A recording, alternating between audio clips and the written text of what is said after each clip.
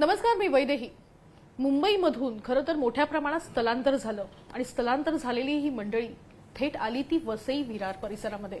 वसई विरार परिसरामध्ये इतक्या प्रमाणात सध्या लोक राहत आहेत की त्या ठिकाणी महानगरपालिका झाली आणि आता या महानगरपालिकेचं निवडणूक देखील आता काही दिवसातच होताना बघायला मिळते. पण या महानगरपालिकेवर विशेष लक्ष सत्ताधाऱ्यांचं देखील असलेलं बघायला मिळतंय. विकासाचा मुद्दा त्यांनी सोबत समोर ठेवलेला आहे. मात्र या विकासाबद्दल नेमकं इथल्या स्थानिक नेतृत्वाला काय वाटतंय याचा देखील आपण आढावा घेणार आहोत. आपल्यासोबत या ठिकाणी बहुजन विकास आघाडीचे नेते हितेंद्र ठाकूरजी आहेत. नमस्कार सर. सगळ्यात महत्वाचं जसं मी म्हणाले की विकासाचा मुद्दा जो सगळ्यात जास्त हायलाईट केला जातोय, वसई विरारमध्ये विकास होत नाही असं वारंवार म्हटलं जातंय. गेल्या 6.5 वर्षापासून या ठिकाणी प्रशासनाचं राज्य होतं.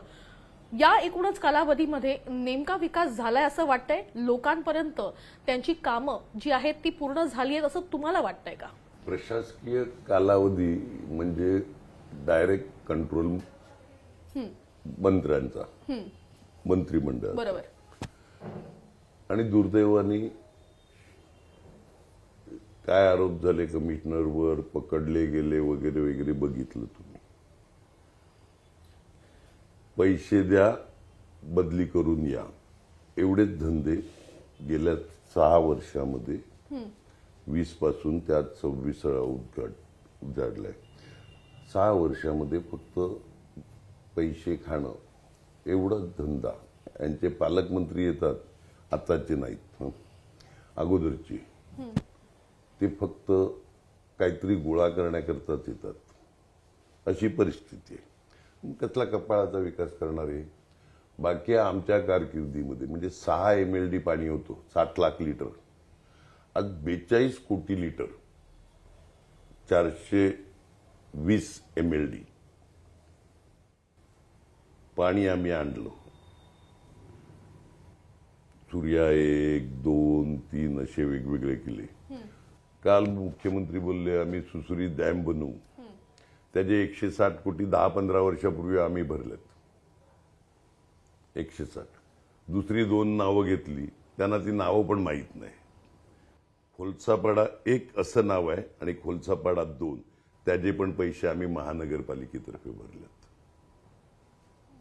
म्हणजे 420 MLD आणलाय. आणखीन तेवढ्याच पाण्याचे तरतूद, म्हणजे भविष्यामध्ये पाण्याकरता युद्ध होईल असं बोललं जाते, तर आम्ही तेवढीच अजून तरतूद करून ठेवलाय. ती धरणं पुरी झाली, पाईपलाईन झाली, तर अधिकचं तेवढं पाणी, म्हणजे कुठे 60 लाख, कुठे 42 कोटी लिटर आणि आणखीन 42 कोटी लिटर पाणी आम्ही ऑलरेडी पैसे भरून घेऊन ठेवलाय. आम्ही एका बसच्या मागे फक्त 1000 रुपये प्रायव्हेटायझेशन केलं. सगळा कंट्रोल महानगरपालिकेचा. जे रेट लागतील ते एसटीचे जे रेट असतील तेच रेट. फेऱ्या कुठे टाकायचे, रूट कोणते करावायचे ते महानगरपालिका ठरवणार. म्हणजे इतर ठिकाणी लॉसमध्ये जात असताना आम्ही पैसे वाचवण्याचा विचार केला. आता कालची जी कामं बोलून गेले, ती कामं ठरावासकट माझ्याकडे आहेत. भाईंदर ते विरार ग्लोबल सिटी मेट्रो आणि भाईंदर खाडीवर ब्रिज विथ मेट्रो, म्हणजे वाहनं पण जाणार त्या ह्याच्यातून आणि मेट्रो पण जाणार. ही कामं पास करून घेतल्यात. 30.60 म्हणजे 31 किलोमीटरची. ठराव क्रमांक पण आहेत. 12/1/18चा 144वा ठराव. त्यानंतर आता मेट्रो 13 ती 26 किलोमीटर मंजूर, इकडे रूट वाढला. त्यानंतर शहराभोवती बांधायचा रिंग रोड, त्याच्या तारखा साधारणतः 8 जून आणि 7 जून, जुलै, सॉरी 8-7 जुलै. त्याच्यामध्ये 40 मीटरचा रिंग रोड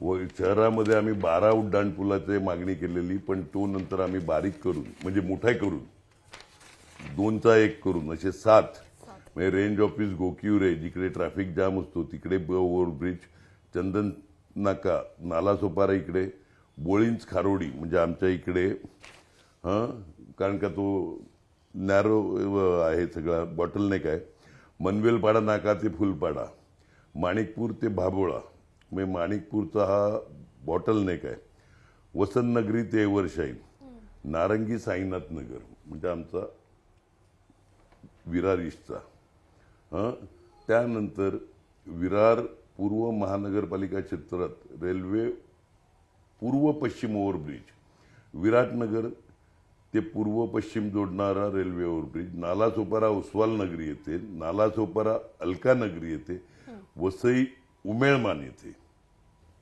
आणि वसईचा जुना तोडून नवीन असे 5 ब्रिज मंजूर करून घेतले.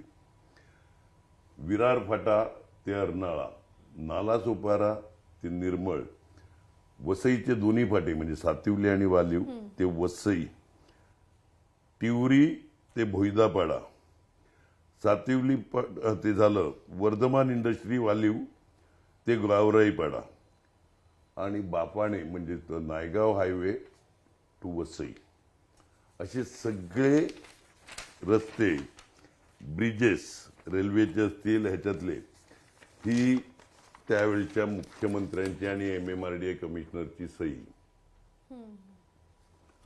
ही सगळीच आहेत कागद. नाही पास करून घेतली तुम्ही कामं.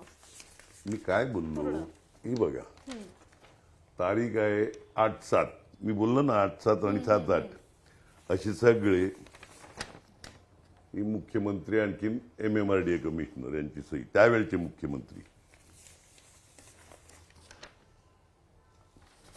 त्याच्यामुळे आता येऊन ते बोलतायत आम्ही हे करू आम्ही ते करू.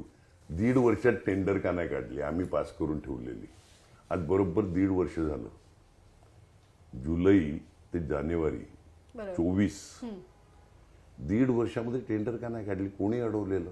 आज इलेक्शन आल्यावर तुम्ही बोलायला येता तिकडे. 1.5 वर्ष तुमची काळजी नव्हती तुम्हाला. सगळे मंत्री संत्री येतात इकडे, बरोबर. बाकी उपयोग काय यांचा. पण मग आपण 1.5 वर्षामध्ये तसं बघायला गेलं तर प्रशासनाचं राज्य होतं म्हणजे नाही, सरकारचं आमदार कोण आहेत, ही आमदाराची महानगरपालिकेची कामं नाही मिळत. MMRDAच्या कामाचा पाठपुरावा करणं हे आमदाराचं काम असते. पण मग का केली नसावी असं वाटतं तुम्हाला. त्यांचं चालत नसेल, त्यांच्याच राज्यामध्ये केंद्रात राज्य राज्यात राज्य यांना कोण विचारत नसेल. तुम्ही म्हणालात की फ्लायओव्हरची कामं जी आहेत ती तुम्ही त्या संदर्भात आधी प्रयोजन केलं होतं, पाण्यासंदर्भात प्रयोजन केलं होतं, तरी देखील या सगळ्या गोष्टीवरून तुम्हाला घेरण्याचा प्रयत्न या ठिकाणी केला जातोय. मी काय म्हणतो माहितीये का, इकडे नावं आहेत हितेंद्र ठाकूर आणि क्षितिज ठाकूर यांचं पत्र क्रमांक म्हणजे ज्यावेळी भेटून आम्ही पत्र देतो त्यावेळीचं पत्र क्रमांकासकट सगळ्या ह्याच्यावर नावं आहेत. ही सगळ्या पत्रांवर नावं आहेत आमची आणि त्यांची ऑफिशियल पत्र आहेत आणि त्याच्यावर सह्या मुख्यमंत्री आणि MMRDA कमिशनर संजय मुखर्जी यांच्या सह्या आहेत. लक्षात आलं का. म्हणजे हे ठराव नाही मिळत, माझी पास झालेली करून घेतलेली. दुर्दैवाने आम्हाला फटका बसला. नवीन आलेल्या आमदारांनी पाठपुरावा करायला पाहिजे होता, पास करून किमान टेंडरचं काढायला पाहिजे होतं. यांना अजून माहितीच नाही. मी तुम्हाला गॅरंटेड सांगतो, ही आज कळली असतील का ही कामं पास झाल्यात आणि ती त्यावेळेचे जे मुख्यमंत्री होते आताचे नाहीत त्यांच्या कारकिर्दीत पास झालेली. हॉस्पिटलचा उल्लेख केला. क्षितिज हा 25 कोटीचा चेक, उद्याला तुझा वाढदिवस आहे 9 जुलैचा शब्द, मी हे सगळे जुलै मधलेच बोलतोय, 7, 8 आणि 9. 9 जुलैला क्षितिज उद्याला तुझा वाढदिवस आहे, 250 कोटी मंजूर 24 मध्ये.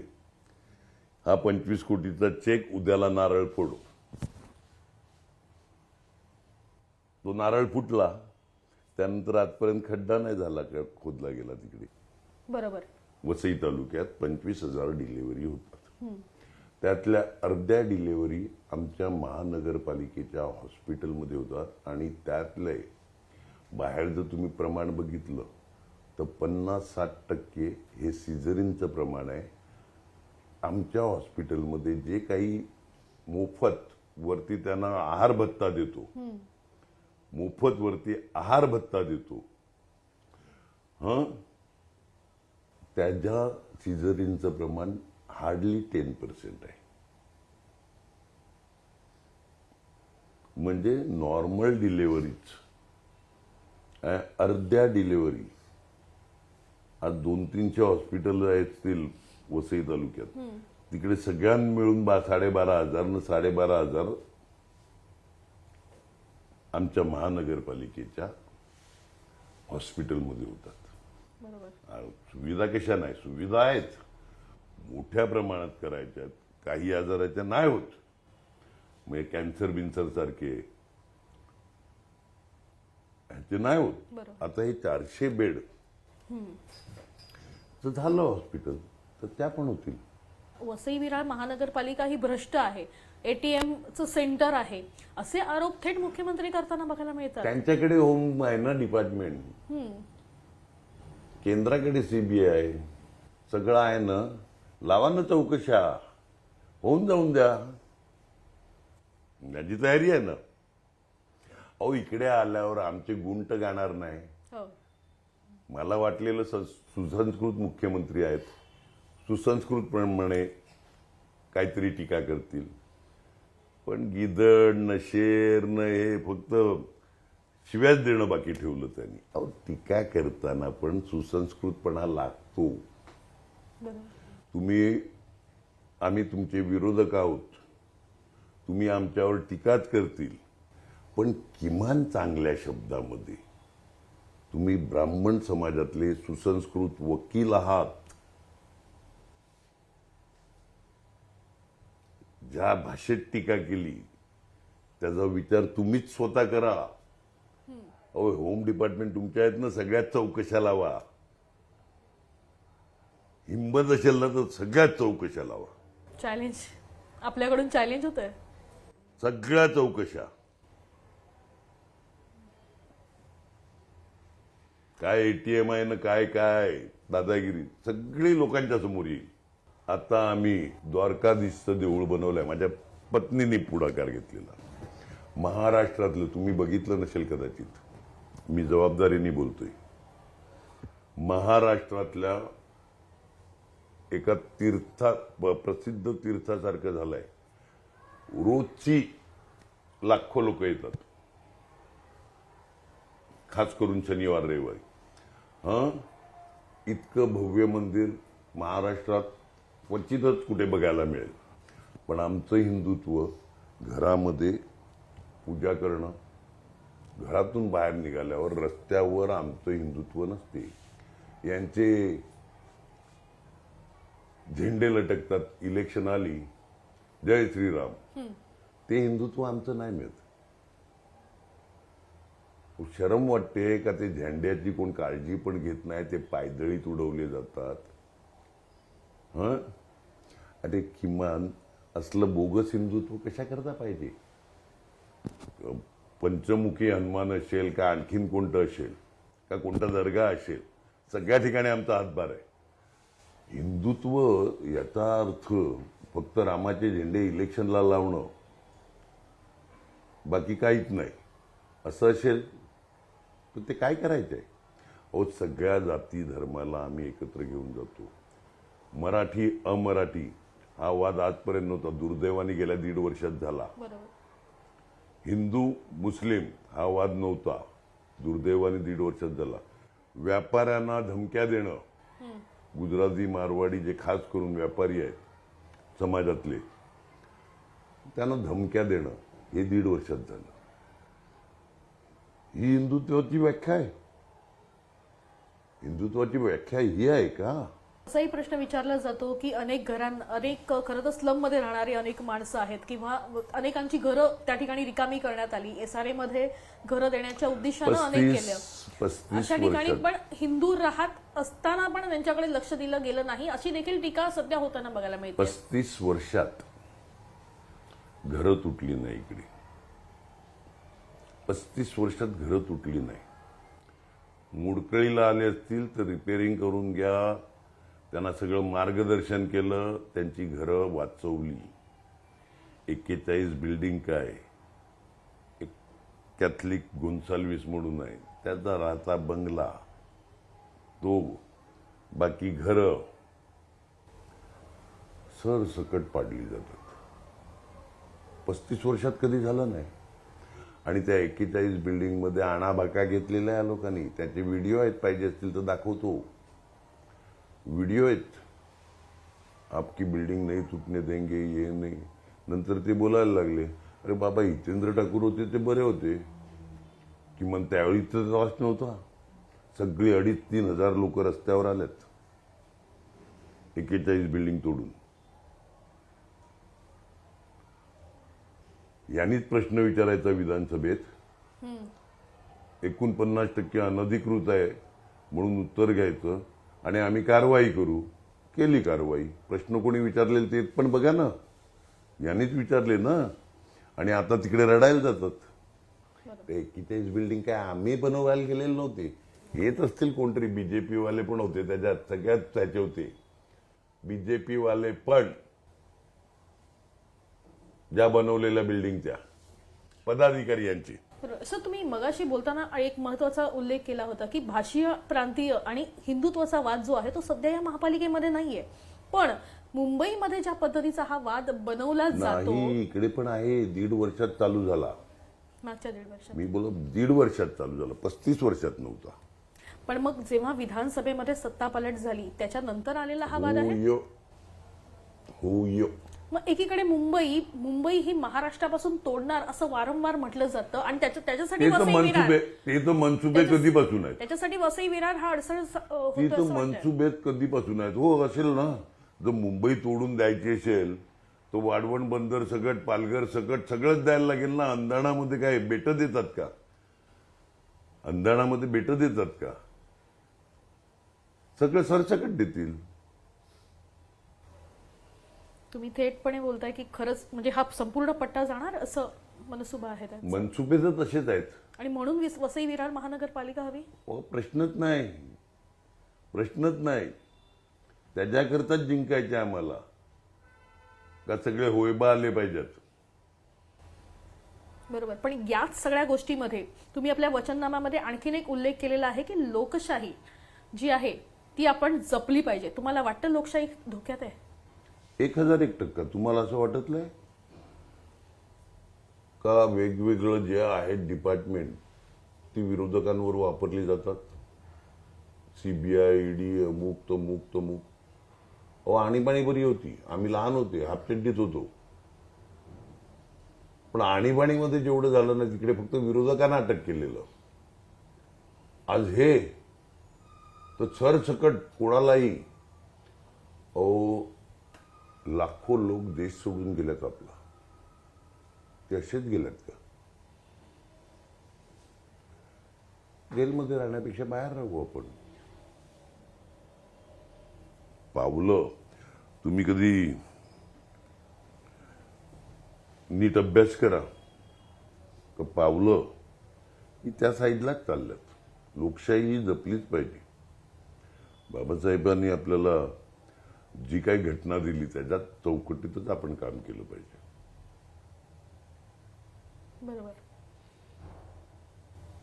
पण मी या घटनेला न मानणारी लोक सध्या राज्यात आहेत आणि म्हणूनच अशा पद्धतीनं लोकशाही वाचवण्यासाठी सगळ्या जातीतल्या लोकांनी एक झालं पाहिजे असं आपण आवाहन करत आहात. एक झालं पाहिजे. हो, त्याशिवाय पर्याय नाही. हे घराघरामध्ये आगी लाव. हे डिवाइड अँड रूल इंग्रजांचे बाप आहेत. घराघरामध्ये आगी, आळीमध्ये किंवा मोहल्ल्यामध्ये आगी. भांडण कुठे नाही. तुम्ही बघा ना, वरपासून खालपर्यंत बघा, घरं फोडलेत राजकारणात करता. वसई विरार महानगरपालिकेमध्ये जर तुमची सत्ता आली तर तुम्ही कशा पद्धतीनं लोकांना सुविधा द्याल आणि कशा पद्धतीनं खरं तर एक तर या लोकांशी सगळ्यांचं संवाद काम, साधाल? एक तर सगळी कामं पास करून ही रखडलेली रखडलेली, टेंडरच निघायच्यात फक्त, रखडलेली नाही, पास झाल्यात. रखडलेली कामं मार्गी लावू.